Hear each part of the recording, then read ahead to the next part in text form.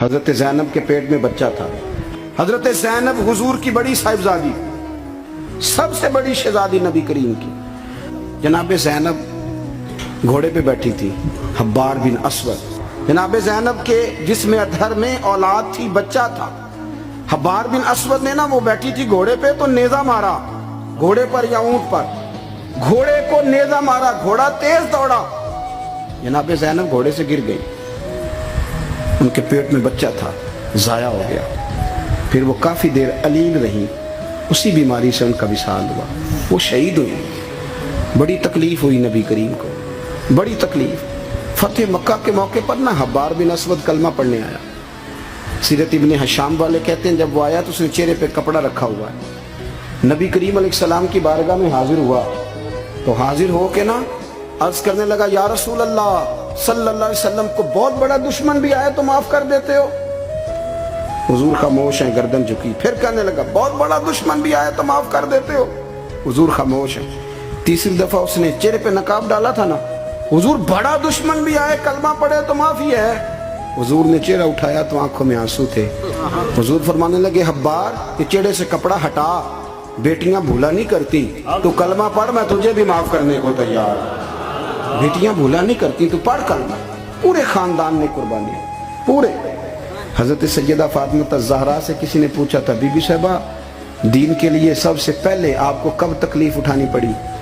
تو حضرت فاطمہ فرماتی میں چھوٹی سی تھی جب میری اماں وصال کر گئے، اور جب جناب ابو طالب وصال کر گئے تو مجھے کسی نے پہلے دن جب میں نے یہ تکلیف دیکھی اور صحیح کسی نے مجھے آ کے بتایا کہ فاطمہ نبی پاک علیہ السلام نا حرم کعبہ میں سجدے میں تھے. اونٹ کی اوجڑی بڑی وزنی ہوتی ہے، حضور سجدے میں تھے.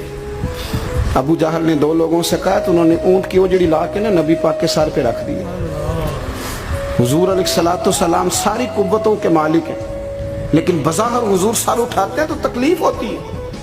فاطمہ نہ ابو بکر صدیق مکے میں ہیں، نہ مولا علی موجود ہے، تو آپ چلیں گی؟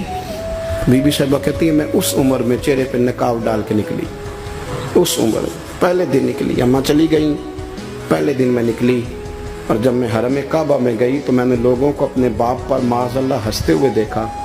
کہتی میں نے کھینچ کے اوجڑی حضور کی اتاری. نبی کریم نے میرا چہرہ دیکھا تو حضور رو پڑے. فاطمہ تو کیسے آئی؟ حضور مجھے اطلاع ملی.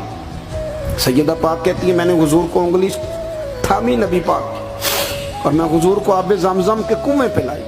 نبی کریم بیٹھ گئے، میں نے پانی نکالا، حضور کی زلفوں کو دھویا، اور پھر میں نے کہا اللہ انہیں برباد کر دے جنہوں نے میرے بابا کو تکلیف دی ہے، انہیں برباد کر دے جنہوں تکلیف دی ہے میرے بابا. حضرت ابو ہریرہ فرمایا کرتے تھے جن کے لیے سیدہ نے اس دن دعا کی تھی وہ سارے بدر میں مارے گئے، سارے بدر میں قتل ہوئے. ایک ایک شخص نے تکلیف سے حساب، ایک ایک شخص. نبی کریم علیہ السلام کی چاروں بیٹیوں نے، پتہ ہے آپ کو، دو بیٹیاں ابو لہب کے دو بیٹوں سے بیائی گئی تھی.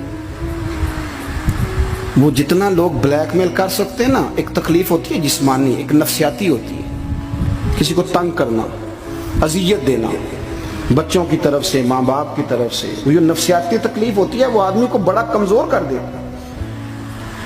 ابو لہب نے پیغام بھیجا کہ یہاں آپ دین کی تبلیغ چھوڑ دیں ورنہ بیٹیوں کو طلاق دے دی جائے گی. یہ جو دکھ ہوتے ہیں نا نفسیاتی ذہنی، یہ کرب ہوتے ہیں، یہ سہانے روح بنتے ہیں. ابھی نکاح ہوا تھا، رخصتی نہیں ہوئی تھی، یہاں آپ تبلیغ چھوڑیں یا طلاق دے دی جائے گی.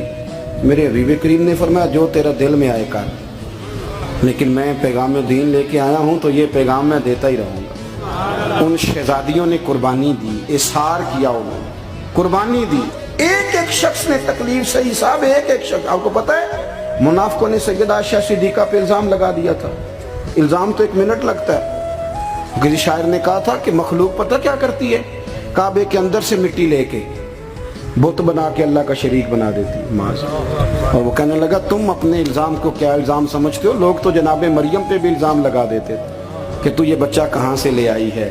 کہنے لگا مخلوق تو فنکار ہے اس درجہ کے پل بھر میں، سنگے در کعبہ سے بھی اصنام تراشے. تم کون ہو، کیا چیز ہے داغ کبابی، لوگوں نے تو مریم پہ بھی الزام تراشے.